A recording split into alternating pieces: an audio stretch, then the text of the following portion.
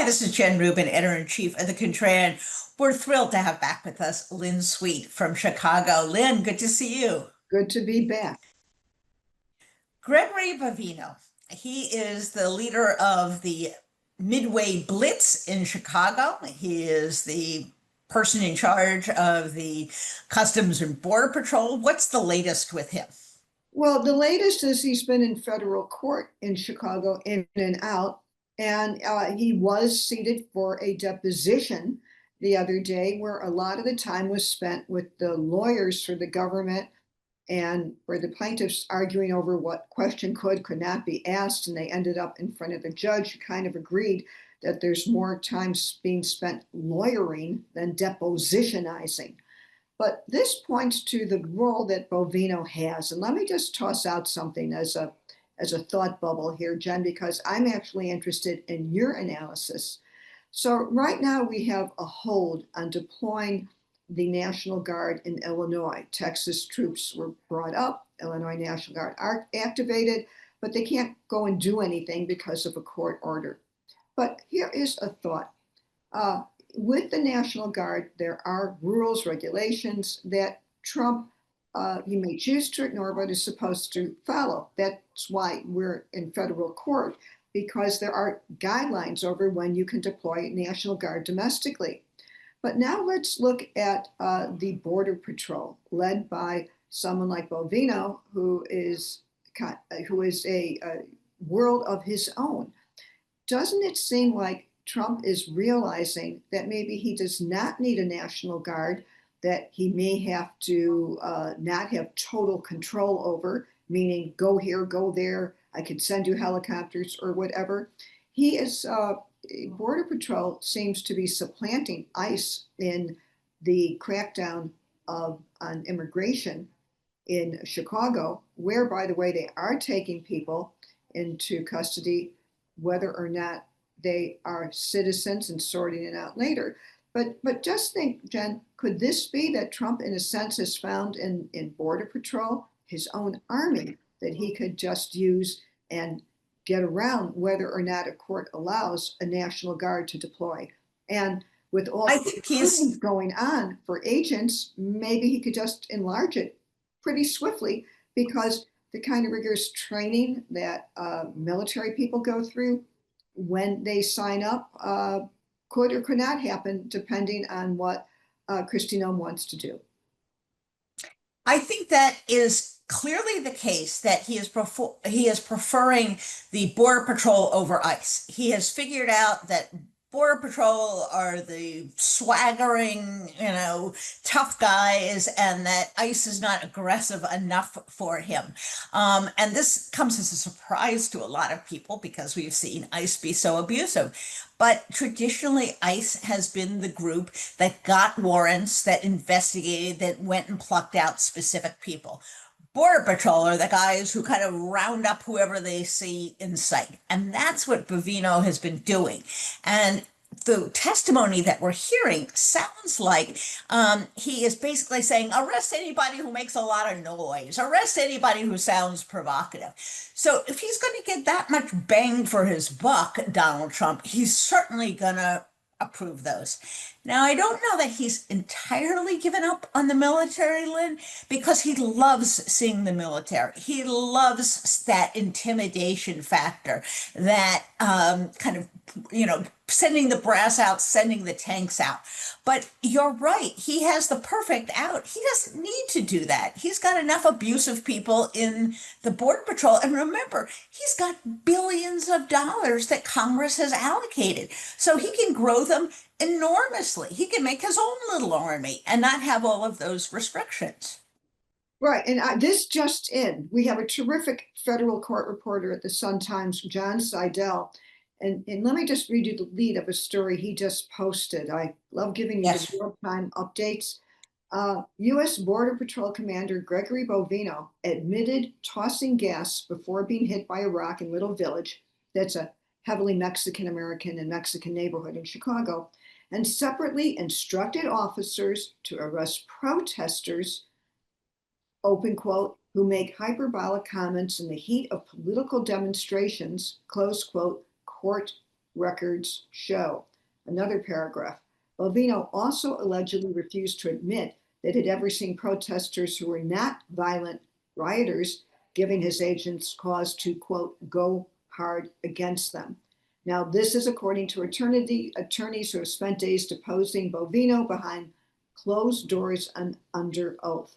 They pointed to portions of Bovino's testimony in a late night court filing Monday as they seek a preliminary injunction resisting the Fed's use of force in Chicago.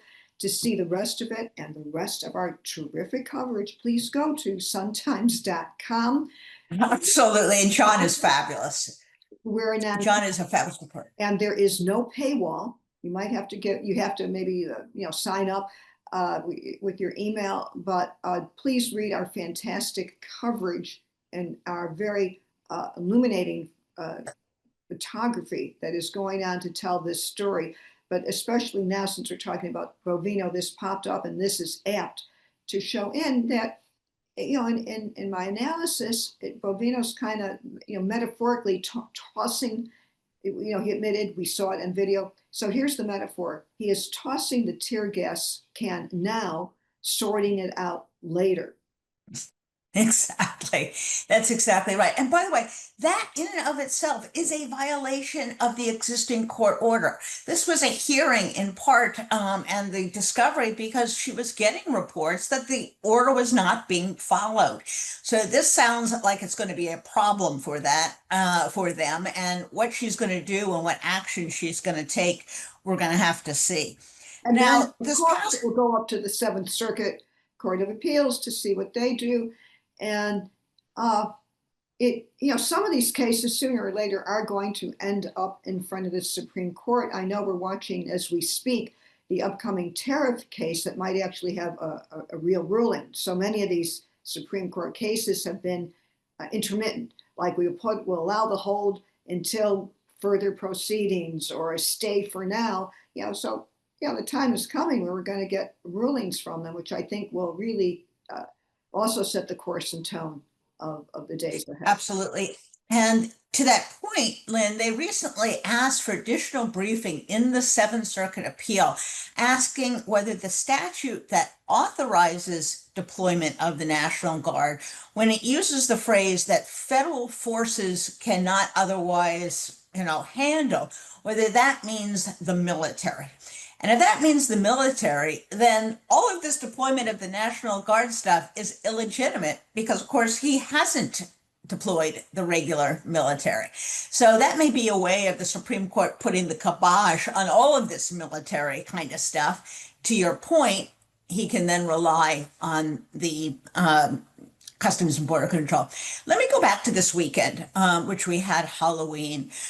We had some pleas from the mayor, from the governor for the enforcement to kind of lay off during Halloween so kids could go out and enjoy trick-or-treating. What actually happened? Well, I could tell you anecdotally from people I know here, especially in neighborhoods where there had been enforcement, they're left with a lot of candy.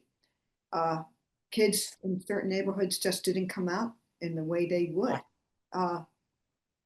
Previous to the Halloween weekend, there was a Halloween parade in the community. Tear gas, the agents came in and tear gas kids. They didn't aim at kids, but you can't be oblivious to where you are. Maybe you're looking for an adult, right or wrong. But if you see a bunch of kids around, you don't throw tear gas in a kid parade. Or tear gas that could reach them. And this really led to these stepped up pleas to let kids have a Halloween weekend.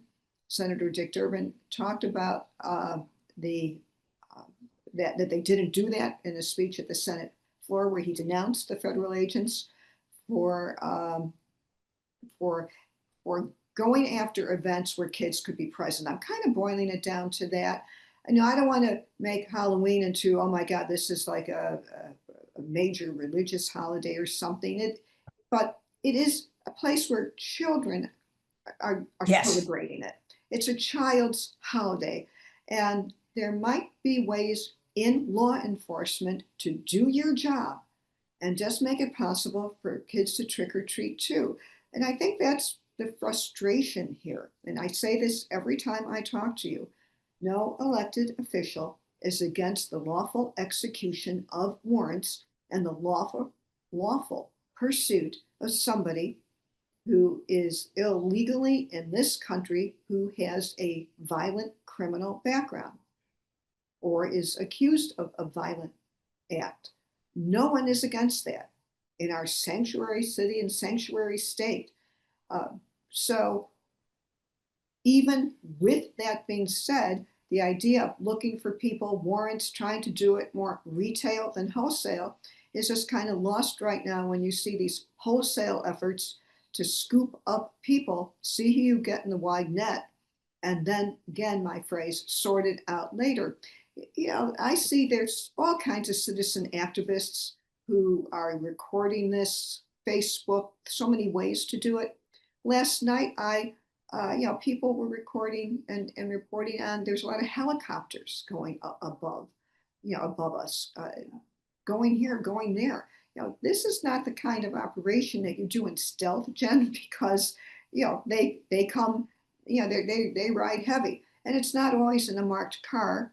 And as my other colleague at the Sun-Times, the marvelous Lauren Fitzpatrick, has recorded, they're still not wearing, all of them are still not wearing identification as they go out. And I don't know if Bovina was asked the latest on his wearing of a body camera, which we touched on last time we talked, but it is still a lot of anonymous, masked agents roaming the streets Yes. who are taking people who uh, who in otherwise would have a right to be told why are they being taken and Yes. present Yes. papers if they have them. So we're also at the tough situation here where I know from our reporting at the Sun-Times and WBEZ, and I know anecdotally in my own reporting and talking to people here, there are people who are afraid to leave the house without a passport